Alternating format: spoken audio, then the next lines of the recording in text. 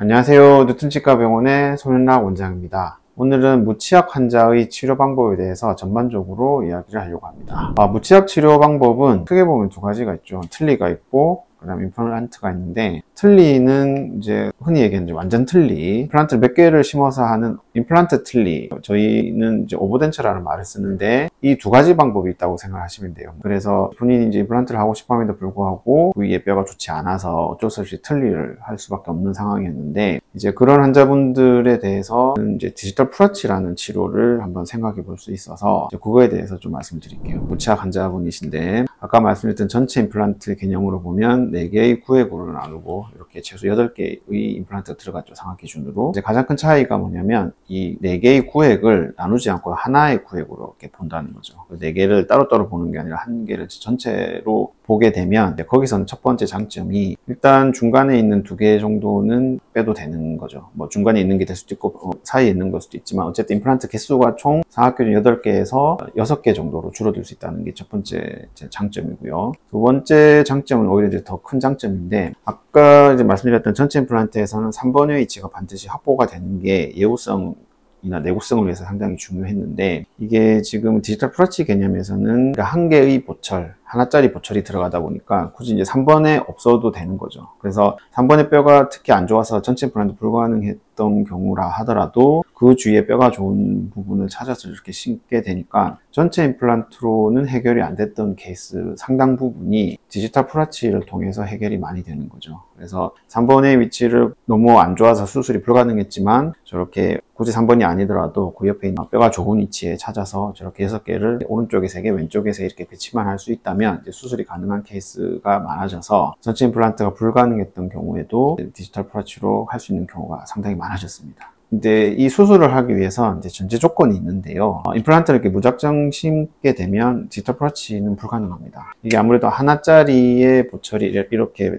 들어가야 되니까 삽입 방향이 되게 중요한데, 그 삽입 방향을 맞추기 위해서는 임플란트가 서로 각도 범위 내에서 평행하게 들어가야 되거든요. 그러다 보니까 저렇게 방향이 틀어지게 심으면 프라치를 할 수가 없는 상황이 되는 거죠. 지금 이제 프라치 환자분 사례를 보면 이 사진에서 보듯이 임플란트 이분 같은 거 7개를 심었는데 이렇게 방향이 나란하게 이렇게 심어야 되거든요. 그 나란한 방향을 통해서 최종 보철이 이렇게 하나의 패스로 이렇게 들어갈 수가 있는 거죠. 저걸 가능하게 하려면 이제 손으로 심어서 물론 할 수는 있지만 상당히 고난이도의 테크닉이 필요하고요. 그래서 보통의 경우는 가이드라고 하는 장치를 쓰게 되는데, 이제 수술 가이드를 컴퓨터 분석을 통해서 철저한 계산에 의해서 만들어진 저런 수술 가이드를 이용을 해서 패스까지 다 고려를 해서 삽입 방향을 다 맞춰서 이제 임플란트를 식립을 하게 되죠. 치료했던 환자분의 케이스를 보면 치료 전에는 이렇게 상하게 이가 하나도 없는 무치약 상태인데, 이제 저 부분에 아까 말씀드렸던 그런 계산에 의해서 분석에 의해서 만들어진 수술 가이드를 끼우고 또 구멍을 통해서만 드릴링이라고 하는 과정을 통해서 임플란트를 식립을 하게 되는데, 이제 이 사진은 수술 직후에 찍은 사진이죠. 아무래도 이제 가이드를 쓰다 보니까 잇몸을 크게 절개하지 않아서 치료 후에도 통증이 절개에 비해서 많이 줄어드는 장점이 있습니다. 그래서 저 부위에 보철과 연결을 할 중간 기둥을 놓고요. 저게 다 아물게 되면, 물론 이제 환자분의 골 밀도, 골 상태에 따라 다르겠지만 보통 한 2개월에서 3개월 정도, 빠르면 한 달 만에 할 수도 있겠지만, 골 유착이라는 단계가 끝나면 이렇게 최종 보철이 들어가서 치료가 마무리됩니다. 치료가 다 끝난 상태의 정면 사진이고요. 엑스레이 사진은 이제 이렇게 나오죠. 치약 환자라고 하면 틀니를 안 하시고, 틀니는 꼈다 뺐다 하는 그런 단점이 있으니까 자기 차처럼 쓸 수 있는 임플란트를 원하신다고 하면, 보통 이제 전체 임플란트를 저희가 이제 설명을 드리는데, 전체 임플란트가 첫 번째 선택이고요. 전체 임플란트 할 수 있는 뼈 상태라고 하면 이제 그렇게 하고, 만약에 전체 임플란트 불가능하다고 하면 그때는 이제 프라치라고 하는 치료 방법을 설명을 드리죠. 근데 전체 임플란트가 가능하다 하더라도 골소실이 심한 경우가 있거든요. 이 환자분 사례를 보면 이분 같은 경우에 남아있는 치아들이 전부 다 이렇게 다 흔들리고 몇 개 없어서 위아래 다 빼고 결국 전체 임플란트로 진행을 해야 되는 상황이었는데, 치료 전의 사진이죠. 그래서 위쪽은 뼈 상태가 별로 좋지는 않아서 아까 말씀드렸던 그 전치 부위에 2개가 더 들어갈 공간이 뼈 상태가 좋지 않아서 2개를 더 식립할 수 없는 상황이라서 위쪽은 6개를 심어서 하나로 묶는 디지털 프라치 방법으로 치료를 했고요. 아래쪽은 전체 임플란트 수술이 가능해서 저희가 이제 분절을 해서 들어가는 전체 임플란트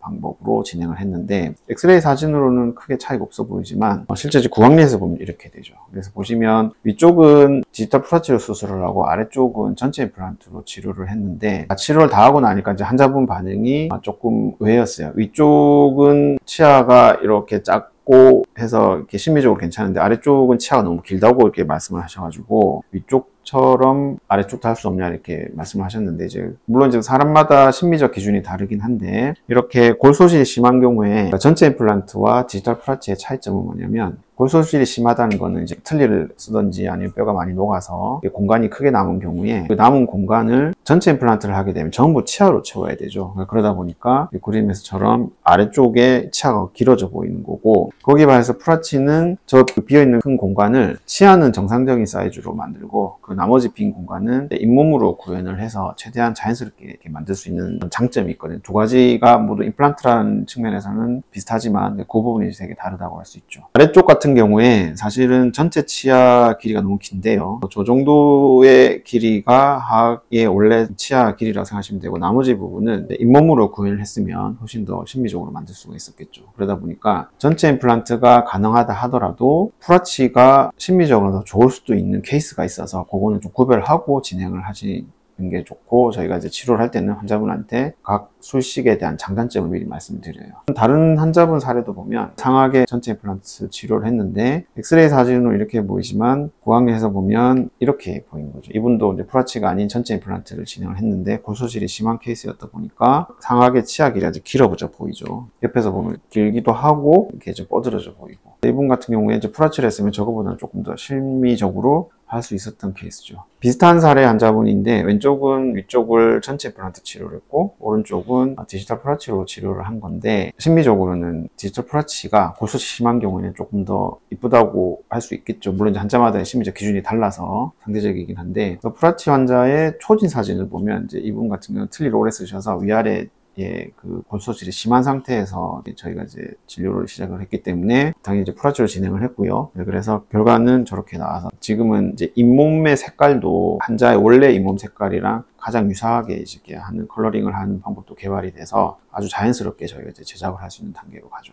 대부분 이제 부분 틀리든 완전 틀리든 틀니를 쓰셨던 분들이 임플란트 치료를 원하실 때는 대부분 골소실이 심한 상태이기 때문에 디지털 프라치로 이제 권유를 하는 경우가 많습니다. 이런 사례들도 보이고요. 그래서 이런 디지털 프라치는 결과적으로 이제 전체 임플란트가 불가능한 경우에 우리가 생각해 볼 수 있는 하나의 선택지 라고 하는 의미가 있고 또 하나는 전체 임플란트 가능하다 하더라도 수직적 골소실이 심한 경우에 심미적으로는 전체 임플란트보다는 조금 더 좋은 결과를 가져올 수 있는 그런 치료라고 생각하시면 됩니다. 그래서 이 디지털 프라치의 기간과 과정에 대해서 잠깐 이제 설명을 드리면 기본적으로는 총 이제 6번 정도로 내원을 하셔서 저희가 치료를 마무리하는데 첫 번째 이제 병원에 오셨을 때 진단을 하고요. 그리고 이제 비용에 대한 설명을 드리고 이제 환자가 동의를 한 경우에 수술을 위한 준비를 하죠. 이때는 이제 CT도 찍고 스캔을 하고 해서 걔네들을 정합을 하고 이제 분석을 하게 되는데 환자분은 이 2가지만 찍고 가시면 돼요. 그러면 저희는 한 2주에서 3주 정도 동안에 환자의 데이터를 분석을 해서 이제 그림에서 보이는 수술 가이드라든지 혹은 수술이 끝나고 바로 이제 골질이 좋아서 초기 고정이 잘 나오는 경우에는 저희가 저런 첫 번째 이제 고정성 임시치아를 연결을 해드리거든요.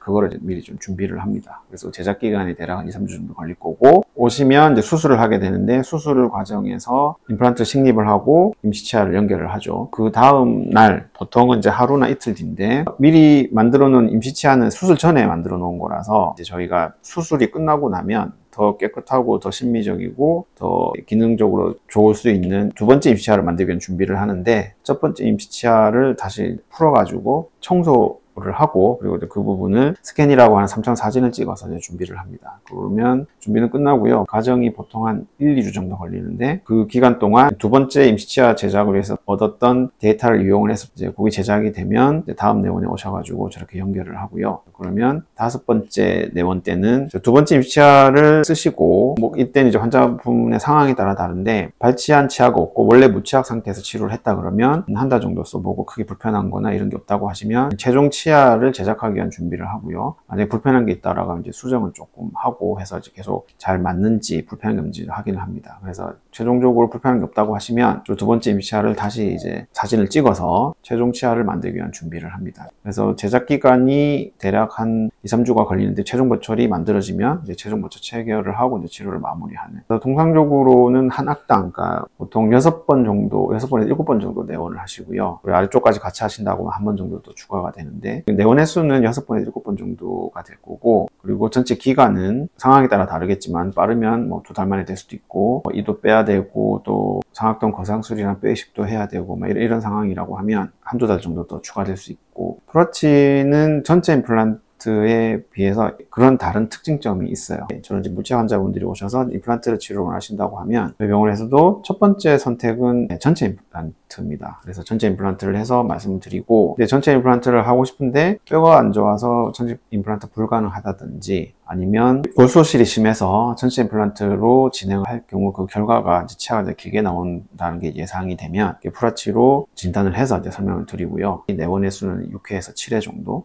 전체 기간은 대략 빠르면 한 2개월, 또 아무리 오래 걸려도 한 4, 5개월 정도, 그 범위 내에서 치료가 완료가 되기 때문에 이제 치료를 하다 보면 환자분들의 이제 만족도가 되게 높은 걸 알 수 있습니다. 치약 환자의 치료 방법에 대해서 설명을 드렸는데요. 전체 임플란트가 안 되는 경우에 틀니를 써야 되는 환자분들이 많았는데, 케이스를 잘 분석을 해보면 전체 임플란트가 안 된다 하더라도 디지털 프라치로는 해결이 가능해서 틀니를 안 쓰셔도 되는 경우가 의외로 많기 때문에 전체 임플란트가 안 된다고 하면은 프라치 치료 방법 고민해 보시는 것도 좋은 선택이 될 것 같습니다. 다음에는 이제 다른 내용으로 다시 찾아뵙도록 하겠습니다. 감사합니다.